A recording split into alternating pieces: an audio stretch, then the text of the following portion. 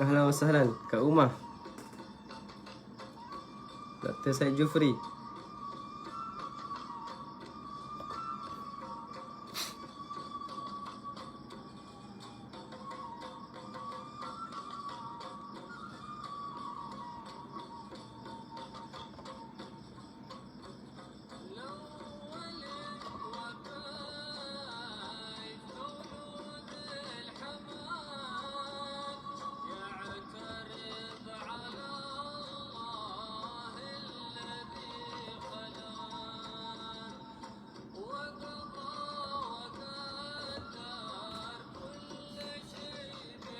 Ahlan wa sahlan.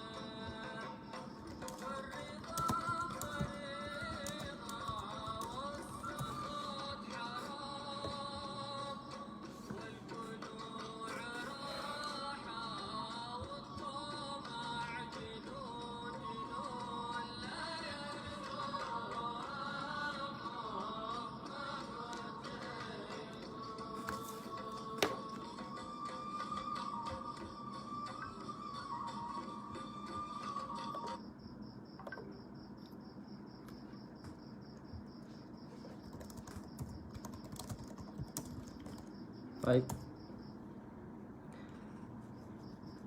Bismillahirrahmanirrahim. Alhamdulillahil alamin wassalatu wassalamu ala asyrafil anbiya'il mursalin wa ala alihi washabihi ajma'in. Nawaitu ta'allamu wa ta'lim wa tadhakkaru wa tadhkir wa nafa' wal intifa' wal ifada wal istifadah wal hath ala tamassuk bi kitabillah wa sunnati rasulih sallallahu alaihi wasallam wa dalala ila khair wa du'a al huda ibtiqa qurbihi wa thawabi mardahi ya arhamar rahimin ya arhamar rahimin ya arhamar rahimin. Rabbi shrah li sadri wa yassir li amri wa hlul 'uqdatam min lisani yafqahu qawli. Allahumma la ilma lana illa ma 'allamtana innaka antal alimul hakim. Wa la hawla wa la quwwata illa billahil aliyyil azim. Alhamdulillah. Jadi syukur kita kepada Allah Subhanahu wa taala pada malam ini insya-Allah, setelah tertangguh dah berminggu-minggu tertangguh sebenarnya, kita nak khatamkan ataupun kita nak selesaikan pembacaan ataupun perkongsian kitab kita daripada kitab Min Adabil Islam karangan Syekh Abdul Fattah Abu Ghuddah, yang mana sebenarnya saya nak habiskan sebelum puasa hari itu, sebelum Ramadan, tapi tak diizinkan oleh Allah Subhanahu Wa Taala. Tapi insya-Allah pada malam ini kita akan habiskan lagi beberapa poin saja lagi beberapa adab saja lagi yang dinyatakan di dalam kitab ini, yang boleh kita kongsikan. Dan insya-Allah selepas ini kita akan berpindah ke beberapa adab yang lain yang saya akan ambilkan daripada kitab-kitab yang lain insya-Allah, supaya kita dapat menyempurnakan faedah-faedah daripada kitab-kitab adab yang disebutkan oleh para ulama insya-Allah. Jadi selamat datang kepada semua yang hadir pada malam ini. InsyaAllah malam ini kita akan baca lagi sedikit tentang beberapa adab yang mana belum kita bincangkan, belum kita kongsikan.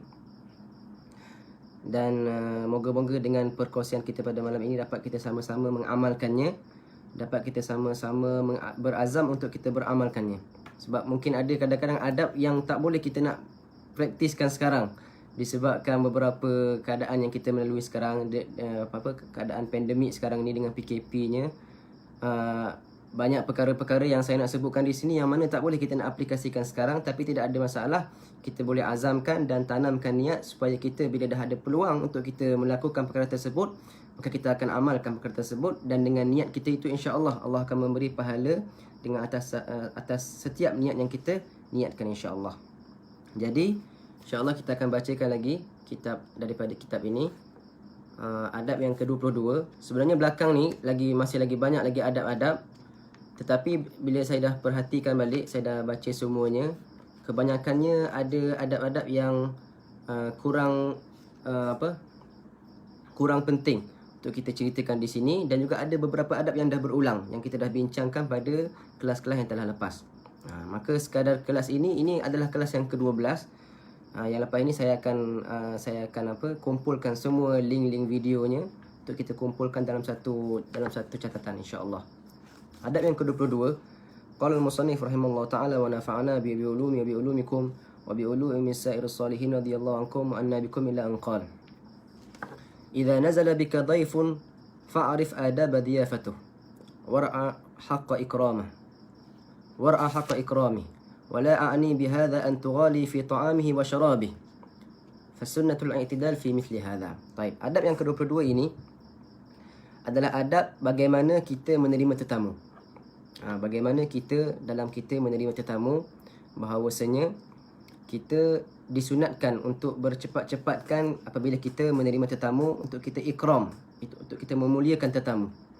Sebab itulah ada satu alim ataupun sufi yang berkata, bahkan ada sebahagian yang merafakkan perkara ini kepada Nabi SAW, satu kata-kata yang mengatakan al-ajlah minasyaitan. Al-ajlah minasyaitan illa fi khamsah. Sesungguhnya bersegera itu, tergopoh-gapah itu adalah daripada syaitan, daripada iblis. Cepat-cepat kita nak selesaikan satu perkara, ataupun kita isti'jal. Isti'jal ni apa? Kita tergopoh-gapah ataupun bersegera dalam melakukan sesuatu perkara itu adalah daripada syaitan. Tetapi terkecuali pada 5 perkara. Terkecuali pada 5 perkara yang dikatakan 5 perkara ini disunatkan untuk kita untuk menyegerakannya. 5 perkara yang disunatkan untuk kita menyegerakannya. Selain daripada 5 perkara ini, tak disunatkan untuk kita untuk bersegera.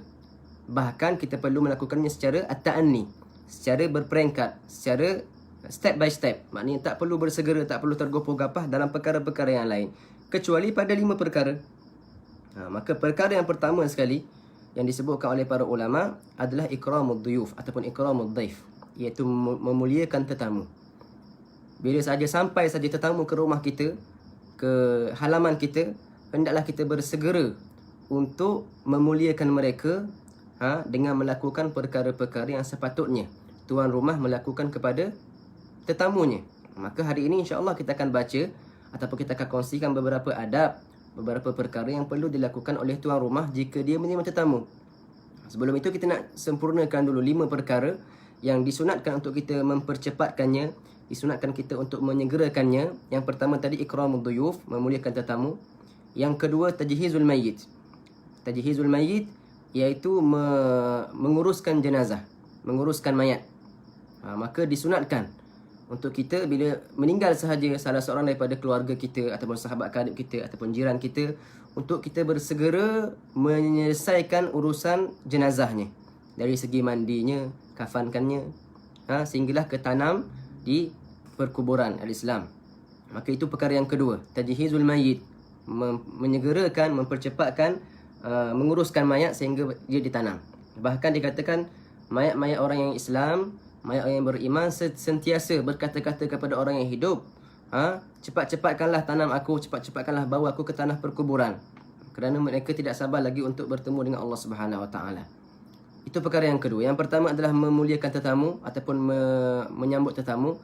Yang kedua adalah menyelesaikan ataupun menyegerakan untuk menguruskan jenazah. Yang ketiga tazwijul bikir, mengkahwinkan al-bikir, iaitu anak dara. Perempuan-perempuan ataupun gadis-gadis disunatkan bagi ayah mereka ataupun wali mereka untuk mempercepatkan mereka dikahwinkan dengan calon yang sesuai. Tetapi kalau tak jumpa dengan calon sesuai, maka tak disunatkan, dipercepatkan. Misal kata seorang gadis ada calon tetapi tak sesuai untuk dia dikahwinkan, ataupun tak serufu dengannya, ataupun tak mempunyai akhlak yang begitu baik, maka tak disunatkan untuk mempercepatkannya. Bahkan disunatkan untuk mencari calon yang lebih baik. Tapi kalau dah ada calon yang sesuai, dah ada calon yang munasib dengan perempuan tersebut, maka disunatkan bagi walinya ataupun ayahnya untuk mempercepatkan kahwinkan anak perempuan tadi. Tazwijul bikir, mengkahwinkan ataupun menikahkan anak perempuan yang masih dara. Itu yang perkara yang ketiga. Yang keempat wa qada'ud dain, dan membayar hutang. Membayar hutang ini adalah perkara yang disunatkan untuk kita bersegera. Jangan kita lambat-lambatkan, jangan kita tangguh-tangguhkan untuk kita membayar hutang. Bahkan antara dosa yang tak akan diampunkan oleh Allah Subhanahu Wa Taala bagi mereka yang mati syahid adalah ad-duyun.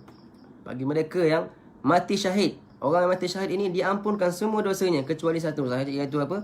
Iaitu hutangnya. Kerana hutang ini adalah dosa kita, salah kita, hutang kita dengan manusia. Bukan hutang kita dengan Allah Subhanahu Wa Taala. Kalau kita lepas dengan Allah pun, kita dah selesaikan dosa kita dengan Allah Subhanahu Wa Taala, tapi masih lagi ada sangkut hutang kita dengan manusia, maka tak akan diampunkan oleh Allah Subhanahu Wa Taala. Sebab itulah semua dosa itu diampunkan bagi para syuhada jika mereka mati syahid di jalan Allah Subhanahu Wa Taala, kecuali ad-dain, kecuali hutang. Maka hutang tak akan dimaafkan oleh Allah Subhanahu Wa Taala, sehinggalah sahibuddin, pemilik hutang itu sendiri yang memaafkan kita. Maka bila kita berhutang dengan seseorang, bila kita berhutang dengan siapa-siapa pun, hendaklah kita menyegerakan untuk membayarkan, melunaskan hutang kita. Itu yang keempat. Yang kelima adalah bertaubat daripada dosa. Bertaubat daripada dosa disunatkan kita untuk bersegera. Sebab itulah kata Allah SWT dalam ayat Al-Quran, wasari'u ila maghfiratin min rabbikum, wasari'u ila maghfiratin min rabbikum wa jannatin arduha as-samawati wal ardu uiddat lil muttaqin. Bersegeralah kamu kepada pengampunan Tuhan kamu. Jangan kamu lambat-lambatkan. Jangan kita bila dah jatuh ke lembah maksiat, jangan kita menangguhkan taubat. Segerakan taubat.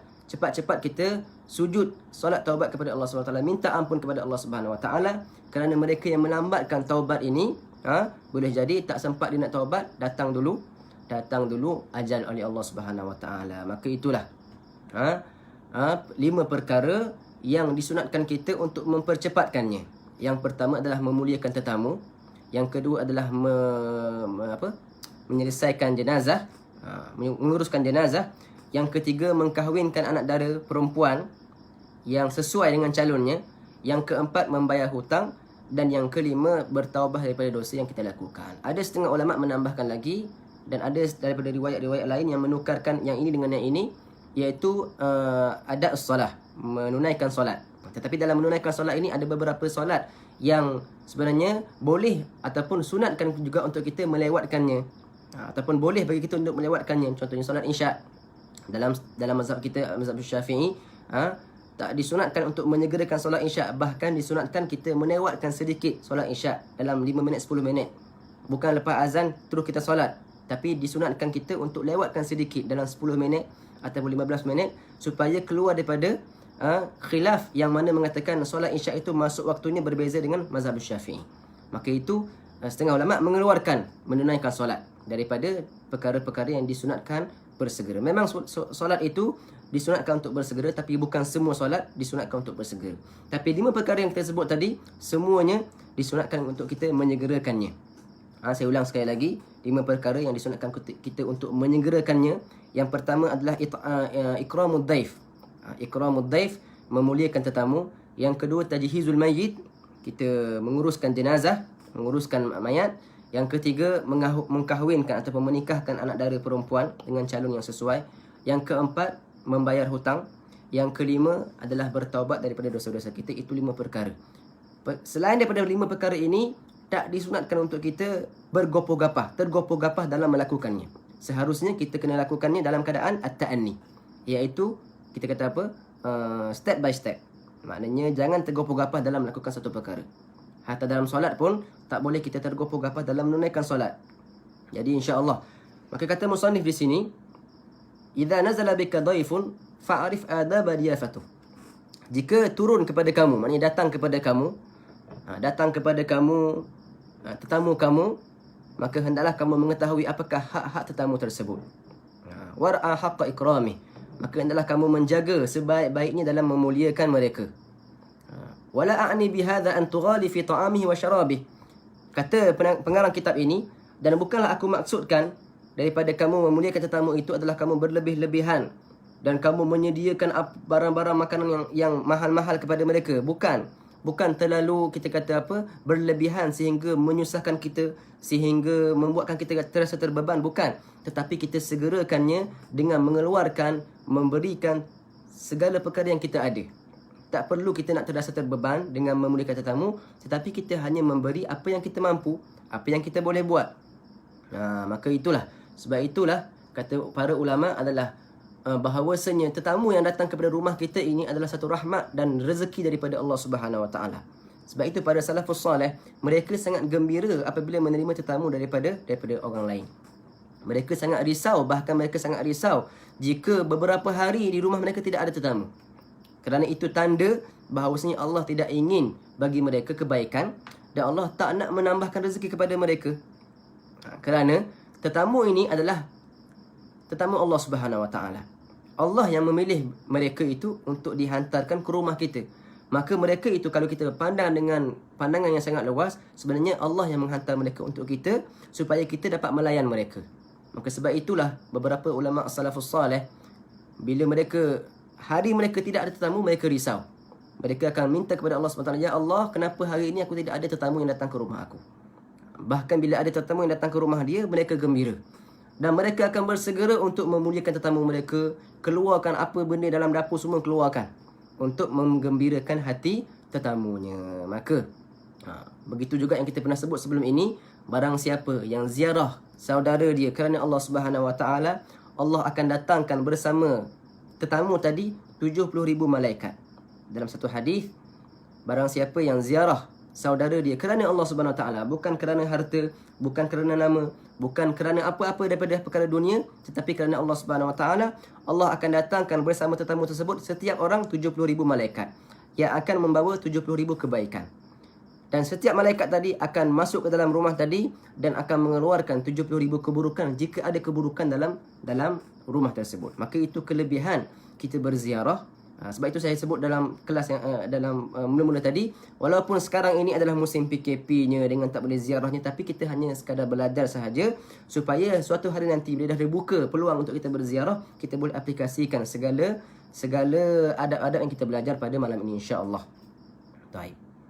Maka kata di sini antara adabnya adalah janganlah kita berlebih-lebihan dalam memuliakan tetamu, tapi kita hanyalah bersegera dan kita memberikan segala perkara yang kita mampu kepada mereka. Jangan sampai rasa terbeban. Jangan sampai rasa terbeban. Baik. Di sini dia kata, wa inna ma'ani an tuhsina majlisahu wa maqilahu wa mabitahu wa tu'arrifahu al-qiblah fi manzilik wa tadulluhu ala mawdi'i at-taharah wal wudu' wa ma yatasul bi hadha wa dhaka. Antara perkara yang disunatkan kita untuk bila kita terima tetamu adalah kita menyediakan tempat duduk yang sesuai dengan dia, dan kita simpan segala perkara-perkara yang tak sesuai untuk mereka melihat dalam rumah kita. Kadang-kadang kita datang ke rumah orang, ada beberapa perkara yang tak sesuai untuk tetamu melihatkannya, maka kita sebagai tuan rumah hendaklah kita menyembunyikannya terlebih dahulu sebelum tetamu masuk ke dalam rumah kita. Jangan sampai tetamu tadi rasa bersalah dengan dia melihat dengan perkara-perkara yang tak baik. Contohnya lah, disebutkan dalam kitab ni juga, pakaian-pakaian ahli keluarga kita yang perempuan. Biasa tak rumah kita ni, rumah orang Malaysia ni, mereka jemur baju di hadapan rumah kan. Letak ampayan tu di depan rumah dekat pintu pagar tu. Maka seelok-eloknya bagi kita orang yang beradab, kita tak menjemur pakaian-pakaian sulit, pakaian-pakaian dalam ahli keluarga kita yang perempuan di depan rumah. Yang itu simpan dekat belakang. Kerana perkara ini boleh menimbulkan satu rasa yang tak enak di antara tuan rumah dan tetamu bila tetamu datang ke rumah kita. Sebab itulah juga bagi sisi tetamunya pula, sebelum datang ke rumah yang nak berziarah ini, kita dah bincang sebelum ini, hendaklah dia memberitahu dahulu, mengkhabarkan dahulu kepada tuan rumah, wahai tuan rumah, aku nak datang pada rumah sekian-sekian, pukul sekian-sekian, hari sekian-sekian, supaya tuan rumah lebih bersedia dalam menerima tetamu. Bagi tuan rumah pula, hendaklah dia menyembunyikan, menyimpankan segala perkara yang la yalik, yang tak sesuai pun untuk ditonjolkan, untuk dipamerkan kepada tetamunya. Sebab itulah kata para ulama, kalaulah dalam rumah kita ini ada perkara-perkara yang tak diredai oleh Allah Subhanahu Wa Taala, perlulah kita jauhkannya. Kalaulah kita malu dengan tetamu kita, kenapa kita tak malu dengan Allah Subhanahu Wa Taala? Kalau dalam rumah kita ada perkara yang kita malu kalau tetamu kita tengok, maka kita seharusnya lebih malu dengan Allah Subhanahu Wa Taala. Cuba kita bayangkan, kalaulah sekarang ini, waktu detik sekarang ini, datang ke rumah kita Rasulullah SAW, ketuk rumah kita. Assalamualaikum. Siapa di luar sana? Rasulullah SAW. Ada tak perkara dalam rumah kita ini yang kita malu untuk Rasulullah tengok pada perkara tersebut? Kalau ada, maknanya kita belum lagi menjaga rumah kita dengan sebaik-baik penjagaan. Bermaksud kita hanya malu kepada Rasulullah, tapi kita tak malu kepada Allah Subhanahu Wa Taala. Kita hanya malu kepada tetamu yang datang ke rumah kita, tapi kita tidak malu kepada Allah Subhanahu Wa Taala yang setiap hari melihat apa yang ada dalam rumah kita. Maka seharusnya kita sebagai orang beriman, terutamanya ayah-ayah ataupun ketua-ketua keluarga, hendaklah membersihkan rumah mereka daripada perkara yang mereka sebenarnya tak nak pun orang lain tengok apa perkara tersebut dalam rumah mereka. Maka itulah jihadnya kita adalah kita mengeluarkan segala musuh-musuh Allah daripada rumah kita. Sebab musuh-musuh Allah ini kadang-kadang kita sebut kita nak berjuang, kita nak menentang orang Yahudi, tetapi kita menyimpan perkara-perkara orang Yahudi dalam rumah kita. Kita simpan perangai Yahudi dalam anak-anak kita. Kita simpan perangai-perangai Yahudi dalam rumah kita. Maka itu satu perkara yang kita kata apa? Cakap tak serupa bikin tak? Maknanya cakap nak berjuang, tapi dalam rumah kamu sendiri ada perkara-perkara yang kamu sebenarnya menyokong orang Yahudi, menyokong orang-orang kafir, menyokong orang-orang yang menjadi musuh Allah Subhanahu Wa Taala. Baik. Itu perkara yang pertama. Kemaskan tempat duduknya, kemaskan biliknya jika dia perlu bermalam, dan simpan segala perkara yang tak sesuai untuk dilihat oleh tetamu. Dan tunjukkan kiblat kepada mereka. Tunjukkan kiblat, di mana tandas, di mana bilik air, di mana dapur, di mana dia boleh dapatkan air. Maknanya segala perkara yang boleh menggembirakan mereka, boleh menyenangkan mereka, boleh menyelesaikan mereka, kita kena beritahu pada mereka. Sebab itulah kalau kita orang Melayu kan, biasa ayat orang Melayu ni kata, buatlah macam rumah sendiri. Maka itu maknanya sampai dia dapat rasa selesa, sampai dia dapat rasakan rumah ni macam rumah aku. Maka itu sebenarnya satu kelebihan bagi tuan rumah. Bila dia dapat menjadikan tetamu dia boleh merasakan rumah dia itu sebagai rumah mereka, maka itu satu kelebihan bagi tuan rumah. Itu maknanya satu keselesaan bagi tetamu. Baik. Maka tak berapa banyak dalam kitab ini menceritakan tentang adab bagi menerima tetamu. Baik. War'a rahatahu fi athna'in naum wal istirahah indak. Hendaklah kamu menjaga bilik tidurnya dan kamu menjaga ketenteraman waktu tidurnya. Bagi password wifi, betul jugalah. Sekarang ni semua orang perlukan wifi. Datang je tetamu ke rumah kita, tak terus bagi. Jangan sampai ditanya password wifi tu, terus kita bagi, supaya dia lebih selesa berada di rumah kita. Taib. Maka bila tiba di waktu tidur pula, hendaklah kita jauhkan anak-anak kita ataupun keluarga kita yang sentiasa buat suara-suara bising dalam rumah kita, jauhkan daripada bilik mereka, supaya mereka tak terganggu dengan keadaan keluarga kita. Maka itulah antara adab yang disebutkan dalam kitab ini, dan saya tak baca semua sebab kebanyakannya dah berulang yang kita dah bincangkan pada masalah adab kita berziarah kepada orang. Baik. Seterusnya, adab yang ke-24 ini adalah adab yang menceritakan tentang adab ketika kita berziarah kepada orang sakit. Antara sunat, antara hak muslim ke atas muslim, hakul muslim alal muslim. Maknanya setiap muslim, setiap orang yang beriman, dia ada hak ke atas muslim yang lain. Dia perlu melakukan tanggungjawab dia ke atas muslim yang lain. Kata Nabi SAW, hakul muslim al-muslim khamsah. Hak orang Islam ke atas orang Islam yang lain ada 5 perkara. Yang pertama adalah raddus salam, menjawab salam. Maknanya, kalau ada orang memberi salam kepada kita, seharusnya wajib ke atas kita untuk membalas salam mereka. Yang kedua, iyadatul marid, menziarah mereka ketika mereka sakit. Menziarah mereka ketika mereka sakit. Maka itu adalah tanggungjawab setiap muslim. Jika ada saudara kita yang sakit, seharusnya kita, nak sebut wajib tak wajib, tapi seharusnya bagi kita untuk berziarah kepada mereka. Sebab itu hak kita ke atas mereka. Bermaksud Allah akan tanya kita, jika kita tak berziarah kepada saudara kita yang sakit, Allah akan tanya kita, kenapa kamu tak ziarah dia? Sebab itulah dalam satu hadis kursi, Allah kata kepada hamba-Nya, wahai hamba-Ku, kenapa kamu tak ziarah kepada aku? Maka hamba tadi menjawab, wahai Allah, bagaimana aku boleh ziarah kepada kamu? Sedangkan kamu itu adalah Tuhan segala makhluk dan aku adalah makhluk yang hina. Kata Allah SWT, hamba aku, iaitu kawan kamu, saudara kamu itu sakit, tetapi kamu tidak berziarah kepada dia. Maksud apa? Kalaulah kita berziarah kepada kawan kita yang sakit, itu bermaksud kita ziarah kepada Allah SWT. Dalam disebutkan dalam hadis kursi. Itu hakul muslim al-muslim. 5 hak muslim ke atas muslim. Yang pertama menjawab salam. Yang kedua ziarah ataupun menziarahi dia ketika dia sakit. Yang ketiga mengikut jenazah dia. Jika dia dah meninggal dunia, dah wafat, dah mati, kita disunatkan untuk kita ikut jenazah dia, hadir ke dalam pengebumian dia dan ikut sehingga ke kubur. Wa ijabatu da'wah, dan menghadiri jemputan beliau, menghadiri jemputan kawan-kawan kita yang jemput kita, terutamanya walimatul urus. Walimatul urus jemputan yang wajib kita hadirkan diri kita. Kalau kawan kita jemput kita untuk hadir ke walimah majlis walimah, maka itu antara dakwah yang wajib kita selesaikan. Jemputan yang wajib kita tuntuti. Adapun jemputan-jemputan yang lain, jemputan akikah ke, jemputan tahlil ke, jemputan maulid ke, itu semua tak wajib. Tapi jemputan yang wajib adalah jemputan walimah. Dan juga watashmitul atis. Hak yang kelima yang seharusnya seorang Islam melakukan kepada saudaranya yang Islam yang lain, iaitu tashmitul atis, mendoakan orang yang bersin. Ketika mana kita bersin, disunatkan kita untuk menyebutkan alhamdulillah, memuji Allah Subhanahu Wa Taala. Kerana ketika kita bersin ini, jantung kita berhenti, ibarat nafas kita berhenti. Tetapi Allah kembalikan nyawa kita dan Allah keluarkan kuman-kuman yang berada dalam badan kita melalui bersin. Maka sebab itulah Nabi SAW menyuruh kita untuk menyebut alhamdulillah. Ketika kita bersin, disunatkan kita untuk menyebut alhamdulillah, memuji Allah Subhanahu Wa Taala, kerana Allah dah keluarkan segala kuman daripada badan kita, dan Allah juga mengembalikan jantung kita yang berhenti ketika mana kita bersin. Bahkan dikatakan Allah menyukai kepada bersin dan Allah benci kepada orang yang menguap. Menguap at-tatha'ub minasyaitan wal atas min Allah Subhanahu Wa Taala. Bersin itu daripada Allah Subhanahu Wa Taala dan menguap itu adalah daripada syaitan. Okey.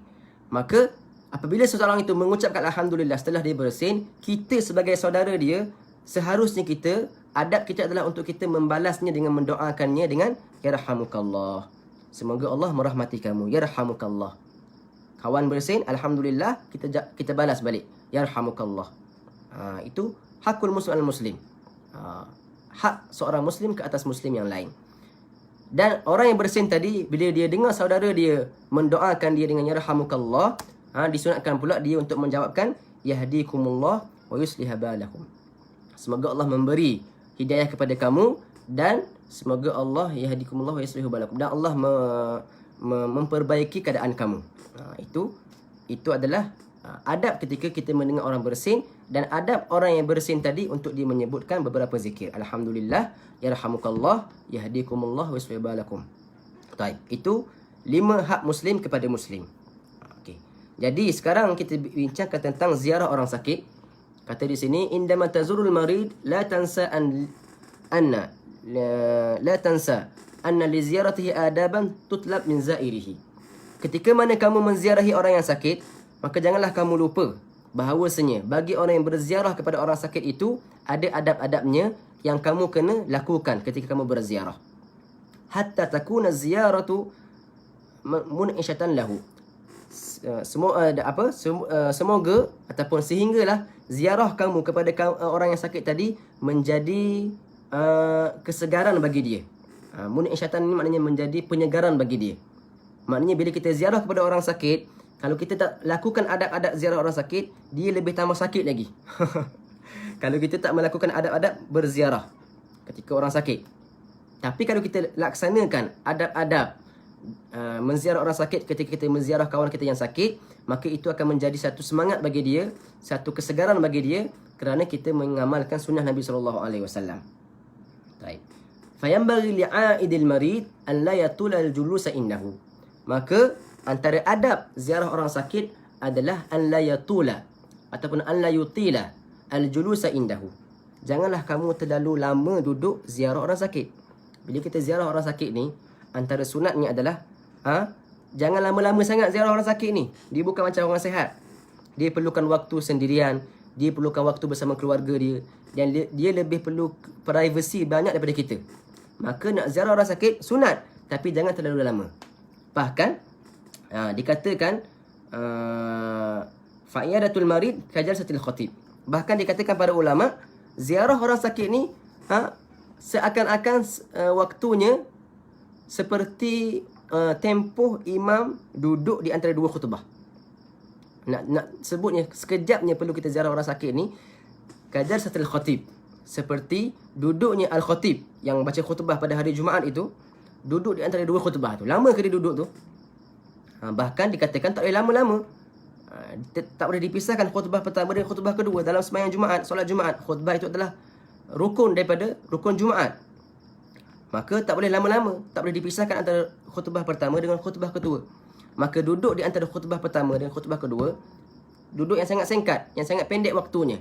Begitulah juga nak dikiaskan kepada ziarah kita kepada orang sakit. Jangan terlalu lama ziarah kepada orang sakit. Cukup sekadar kita duduk dengan dia, tanya khabarnya, doakan dia dan minta doa daripada dia. Itu adab bila kita berziarah orang sakit. Duduk dengan dia, tanya khabar dia, kita doakan dia dan last sekali kita minta doa daripada dia. Kerana doa orang sakit itu lebih dekat dengan qabul daripada Allah Subhanahu Wa Taala. Doa orang sakit antara doa yang tak akan ditolak oleh Allah Subhanahu Wa Taala. Maka seharusnya kita yang sihat ini meminta doa daripada orang-orang yang sakit. Kita yang sihat ini nampak je sihat tapi hati kita sakit. Tapi bila orang sakit depan kita, seharusnya kita minta doa kepada mereka. Maka itulah beberapa adab kalau kita nak berziarah daripada orang sakit. Maka jangan duduk terlalu lama. Kata Nabi SAW, zur ghibban tazdad hubban. Jangan juga kita selalu sangat ziarah. Setiap hari ziarah kawan dia, jiran dia yang sakit tu. Jangan terlalu kerap ziarah kepada orang sakit. Tapi jarak-jarakkan ziarah pertama dengan ziarah kedua. Kata Nabi SAW, zur ghibban tazdad hubban. Ziarahlah secara maknanya ada waktu-waktu yang tertentu. Jangan terlalu kerap. Asing-asingkan ziarah kita. Dan nescaya kamu akan bertambah kasih sayang. Tapi kalau setiap hari ziarah, itu bukan lagi menambahkan kasih sayang. Dia akan jadi meluat akhir sekali. Sebab dah setiap hari ziarah. Kecuali bagi siapa yang kalau dia berziarah kepada orang sakit tadi rasa gembira dengan kedatangan dia. Ada kawan-kawan kita yang mana memang dia suka kalau kita sentiasa ziarah dia. Itu tidak ada masalah. Tapi kalau orang yang tak terlalu rapat dengan kita, orang yang kita pun jarang jumpa dengan dia, tapi kita kenal dia, baik dengan dia, nak ziarah dia ketika sakit, jangan ziarah terlalu kerap. Ziarah sekadar sahaja. Dan jangan duduk terlalu lama. Kecuali kalaulah kita itu memang disukai oleh dia. Contohlah kawan baik dia, memang dia suka kawan baik dia ni ziarah dia, maka itu tidak ada masalah. Setiap hari pun, lama-lama pun tidak ada masalah. Kerana dengan sebab kita ziarah itu boleh menambahkan kesihatan dia, boleh menambahkan kegembiraan dia, maka itu lebih baik, lebih afdal. Baik. Okey. Maka kita sebut tadi ziarah orang sakit, antara adab yang pertama adalah jangan duduk terlalu lama. Duduk kita bersama dengan orang sakit hanyalah sekadar duduknya khatib di antara dua khutbah. Perumpamaan sahaja. Itu terlalu pendek tu. Tapi maknanya janganlah terlalu lama, jangan terlalu panjang. Dan jangan ziarah terlalu kerap. Baik. Dan juga kita mendoakan orang yang sakit. Baik. Doakan orang sakit. Antara doa yang diajarkan oleh Nabi SAW bila berziarah kepada orang sakit, Allahumma rabban nas adhibil ba'si ishfi anta syafi wa'afi antal mu'afi la shifaan illa shifa'uk shifaan la yughadiru saqaman wala alama. Itu doa yang dibacakan oleh Nabi SAW ketika berziarah kepada orang sakit. Dan antara doa yang lebih mudah untuk kita hafal adalah membaca 7 kali. Nas'alullahal azim rabbal arsyil azim an yashfiyaka. Nas'alullahal azim rabbal arsyil azim an yashfiyaka. Baca 7 kali ketika kita berziarah kepada orang sakit. Dan akhir sekali kita mintakan daripada dia untuk dia mendoakan kita. Mendoakan kita orang yang sihat ini. Baik. Antara juga zikir Nabi SAW, bila Nabi ziarah kepada orang sakit, Nabi akan sebutkan tahur insya-Allah. Tahur insya-Allah. Tahur ni apa? Suci insya-Allah. Dengan izin Allah, kamu yang sakit ni akan disucikan daripada dosa-dosa. Sebab sakit ini adalah satu musibah, satu ujian yang dengan ujian tersebut Allah akan mengampunkan dosa-dosa kita yang berlalu. Itu dengan syarat lah. Dengan syarat kita bersabar, dengan syarat kita redha dengan pemberian Allah Subhanahu Wa Taala, kita redha dengan ujian Allah Subhanahu Wa Taala. Maka bagi orang yang sedang mengalami sakit, semoga Allah menyembuhkan mereka semua, dan semoga Allah memberikan kesabaran dan memberikan ketabahan dan memberikan mereka rasa redha dengan keadaan yang diberikan oleh Allah Subhanahu Wa Taala. Kerana orang muslim ini, orang mukmin ini, kata Nabi SAW, ajaban li amril mu'min. Innal amru kulluhu khair. Kata Nabi SAW, aku ta'ajub, aku berasa hairan dan pelik dan ta'ajub dengan keadaan orang mukmin. Dua-dua keadaannya dalam kebaikan. Jika mereka diberi ujian dan mereka bersabar, maka mereka dalam kebaikan. Dan jika mereka diberi nikmat dan mereka bersyukur, maka mereka dalam kebaikan. Maka kita ini tidak akan terlepas daripada ujian ataupun nikmat. Sama ada dalam keadaan nikmat ataupun dalam keadaan ujian. Maka dua-dua keadaan ini adalah kebaikan untuk orang mukmin selagi mana mereka bersabar dan bersyukur. Sebab itulah para ulama sufi, salafus soleh, ada setengah salafus soleh yang sampai mereka bersyukur jika mereka diberi sakit oleh Allah Subhanahu Wa Taala. Orang awam macam kita ini, bila diberi sakit, kita bersabar.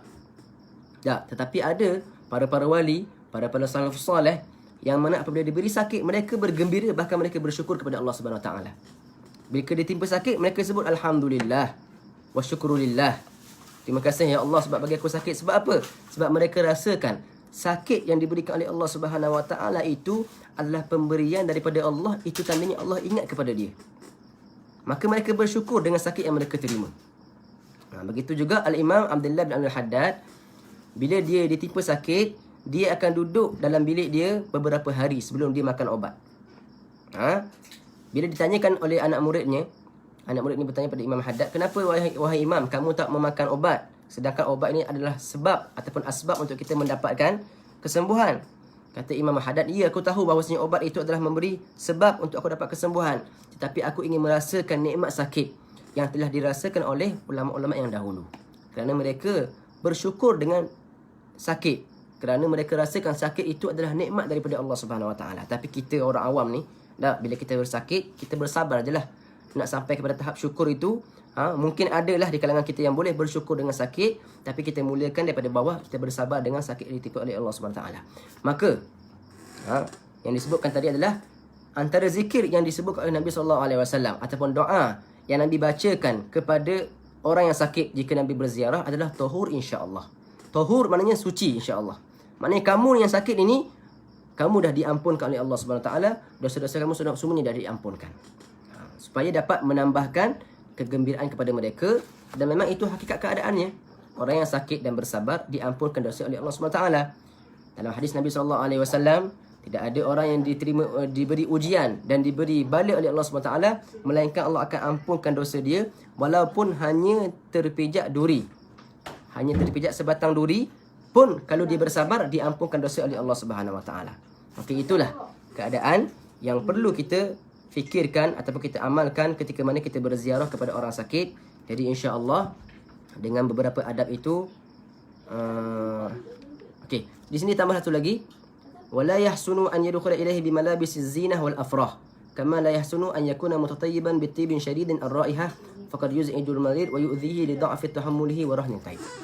Antara adab yang seterusnya, yang terakhir sekali, bila kita nak berziarah kepada orang sakit, kita hendaklah pakai pakaian yang kemas, yang bersih. Pakaian yang kemas, yang bersih. Bukan pakaian yang busuk, yang berbau tak enak, ataupun pakai pakaian yang kotor. Yang pertama.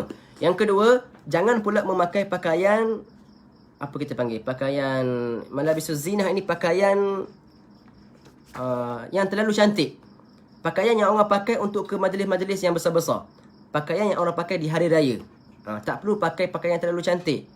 Dan tak perlu memakai wangian yang terlalu kuat baunya. Kerana itu boleh memberi sakit kepada pesakit tadi. Boleh menambahkan sakit mereka. Tapi kita hadir dengan pakaian yang biasa sahaja, dan tak kotor dan tak bau busuk. Maknanya berpada-pada dalam berpakaian. Jangan pakai pakaian yang terlalu cantik dan jangan pakai pakaian yang terlalu kotor. Bersederhana dalam kita berziarah kepada orang sakit. Baik. Maka itulah yang disebutkan oleh musannif di sini. Dan ada lagi beberapa adab yang dah saya sebutkan pada kelas-kelas yang lepas. InsyaAllah lepas ini saya akan kumpulkan semua kelas saya ni dalam satu catatan yang boleh kita tekan link dia terus pergi ke bab ni insyaAllah. Pada kelas yang akan datang insyaAllah saya akan sebutkan beberapa adab lagi. Beberapa adab yang saya ambil yang faedah bukan daripada kitab inilah. Saya ambil faedah daripada kelasnya Sayyidi Habib Umar. Antaranya adabul wuduk, adab ketika kita berwuduk, adab masuk masjid, adab menjadi imam, dan juga adab ketika kita solat. InsyaAllah dengan beberapa adab ini kita akan selesaikan beberapa kelas lagi. Sebelum saya akan mulakan dengan kitab yang baru insyaAllah. Kita akan mulakan dengan kitab Mukhtarul Hadis. Hadis-hadis pilihan yang akan disyarahkan insyaAllah. Jadi kita mohon kepada Allah SWT supaya Allah memberikan kita taufik, dapat kita sama-sama beramal dengan perkara yang kita belajar, dan dapat kita sama-sama berdoa kepada Allah SWT supaya diangkat segala wabak, diangkat segala bala, dan diangkat segala ujian, dan diberikan kemenangan kepada saudara-saudara kita di Palestin, dan diberikan kemenangan kepada seluruh umat Islam. Dan insya-Allah semoga kita dipertemukan dengan Allah SWT dengan kehidupan yang baik. Ya Allah bihaya Allah bihaya Allah bihusnul khatimah. Wassallallahu taala ala sayyidina Muhammadin wa ala alihi wasallam. Walhamdulillahi rabbil alamin.